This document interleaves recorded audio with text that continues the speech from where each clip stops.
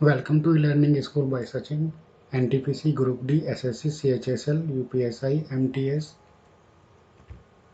के लिए हम पढ़ रहे थे हिस्ट्री के कुछ फैक्ट्स। उसी सीरीज में हमारा अगला लेक्चर है लेक्चर 11 हिस्ट्री का, जिसमें आता है राजपूत काल 7वीं से 11वीं शताब्दी के बीच। सबसे पहला है प्रतिहार वंश। ये उज्जैन वाले क्षेत्र में थे। प्रतिहार वंश का नागभट्ट प्रथम शक्तिशाली शासक था।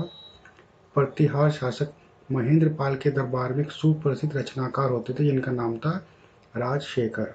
प्रतिहार वंश के शासक इस प्रकार हैं: नागभट्ट प्रथम, वत्सराज, नागभट्ट द्वितीय, मिहिर भोज और महेंद्र पाल। इसमें से सीधा सीधा क्वेश्चन पूछ लिया जाता है कि मिहिर भोज किस वंश के शासक थे, तो ये प्रतिहार वंश के शासक थे।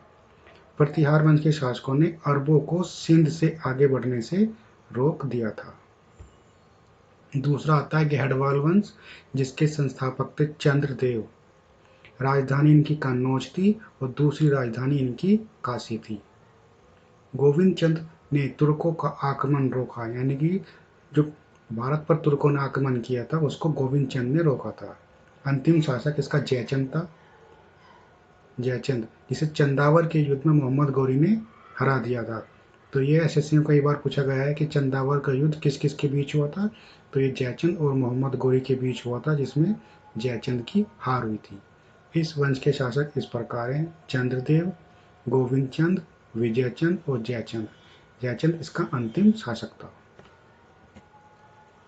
उसके बाद आता है चौहान वंश। तो ये अजमेर दिल्ली वाला एरिया है और चौहान वंश ने इस पर राज किया है। संस्थापक इसके वासुदेव थे। प्रारंभ में इनकी राजधानी अजमेर थी तथा बाद में इन्होंने दिल्ली से शासन किया। इस वंश का जो सबसे प्रतापी शासक था वो पृथ्वीराज चौहान था। ये पृथ्वीराज तृतीय नंबर का था। पृथ्वीराज तृतीय, यानी कि जो पृथ्वीराज तृतीय था वही पृथ्वीराज चौहान था। इनके दो युद्ध बहुत प्रसिद्ध हैं। तो 1191 ईस्वी में तर्राइन का प्रथम युद्ध हुआ था, जिसमें पृथ्वीराज विजयी हो गया था और बुरी तरह से मोहम्मद गौरी हार गया था। उसके एक साल बाद वो फिर आया 1192 ईस्वी में और तर्राइन का दूसरा युद्ध हुआ। इसमें मोहम्मद गौरी विजय हुआ और चौहान वंश का समाप्ति हो गई। चंदेल वंश, ये बुंदेलखंड वाले क्षेत्र में थे। संस्थापक इसके ननुक थे। चंदेल ने मध्य प्रदेश छतरपुर में स्थित प्रसिद्ध खजुराहो के मंदिर का निर्माण कराया था। ये क्वेश्चन बहुत पूछा जाता है पेपर में कि छतरपुर स्थित खजुराहो के मंदिर का निर्माण किसने कराया था, तो उसका निर्माण चंदेलों ने कराया था। इस वंश के शासक इस प्रकार हैं: यशोवर्मन, धंगदेव और गंगदेव। परमार वंश, ये मालवा वाले क्षेत्र में थे। इसकी स्थापना उपेंद्र ने की थी। प्रमुख शासक इसके मुंज तथा राजा भोज थे। 1305 ईस्वी में अलाउद्दीन ने मालवा जीत लिया था। फिर आते हैं पाल वंश, ये बंगाल में थे। जिस समय उत्तर भारत में राजपूत थे उसी समय बंगाल में गोपाल ने पाल वंश की स्थापना की। उसके बाद उसका पुत्र धर्मपाल बना शासक, जिसने विक्रमशिला विश्वविद्यालय की स्थापना की। ये क्वेश्चन भी बहुत पूछा जाता है कि विक्रमशिला विश्वविद्यालय किसने बनाया था, तो ये धर्मपाल ने बनवाया था। इस वंश के शासक इस प्रकार हैं: गोपाल, धर्मपाल, महिपाल, नेपाल और रामपाल।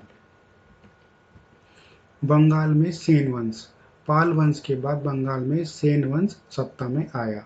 सामंत सेन सेन वंश की स्थापना की। तो सेन वंश के संस्थापक कौन थे? सामंत सेन। प्रमुख शासक इसके हैं बल्लाल सेन और लक्ष्मण सेन। एक प्रसिद्ध कवि थे जयदेव, वो सेन वंश में ही थे। कुछ इस शताब्दी कला क्षेत्र हैं: लिंगराज मंदिर जो भुवनेश्वर में है, ये रहा लिंगराज का मंदिर। और चंदेल का खजुराहो में महादेव कंदारिया का मंदिर, ये रहा महादेव कंदारिया का मंदिर खजुराहो मंदिर के अंदर है। ये भी क्वेश्चन बहुत पूछा जाता है कि महादेव कंदारिया का मंदिर कहाँ स्थित है? खजुराहो में है। कोणार्क उड़ीसा का सूर्य मंदिर, ये गंग वंश के नरसिम्हा प्रथम ने बनवाया था। ये रहा सूर्य टेम्पल, सन टेम्पल, ये किसने बनवाया था? गंग वंश के नरसिम्हा प्रथम ने। शिक्षा एवं साहित्य में इसमें राजशेखर है, इनका बाल रामायण बहुत प्रसिद्ध है। भारवी का किरातार्जुनीयम, माँ का शिशुपाल वध एक नाटक है। कल्हन राजतरंगिणी, ये बहुत पूछ जाती है कि राजतरंगिणी के लेखक कौन है, तो ये कल्हन ने लिखी थी। ये जयदेव वही हैं सेन वंश वाले, इनका गीत गोविंद काफ़ी प्रसिद्ध है। इस शताब्दी की मंदिर निर्माण में दो शैली थी, एक तो उत्तर भारतीय शैली जिसे नागर शैली भी कहा जाता है। इसका इसका उदाहरण है लिंगराज का मंदिर, ये रहा लिंगराज का मंदिर। इसमें क्या होता था कि ये ऐसे चलता था ऊपर की तरफ, और फिर जाए गोलनुमा आकृति बनाई जाती थी। तो ये उत्तर भारत शैली की नागर शैली है। दूसरी है दक्षिण भारतीय शैली, इसका उदाहरण है द्रविड़ विरूपाक्ष मंदिर, ये द्रविड़ शैली में होता है। इसमें क्या होता है, ये एक के ऊपर एक ऐसे रखते चले जाते हैं, ये ऊपर की तरफ कम होता चला जाता है। ये दक्षिण भारतीय शैली यानी द्रविड़ शैली का उदाहरण है विरूपाक्ष मंदिर। होमवर्क है, कोणार्क का सूर्य मंदिर किसने बनवाया था?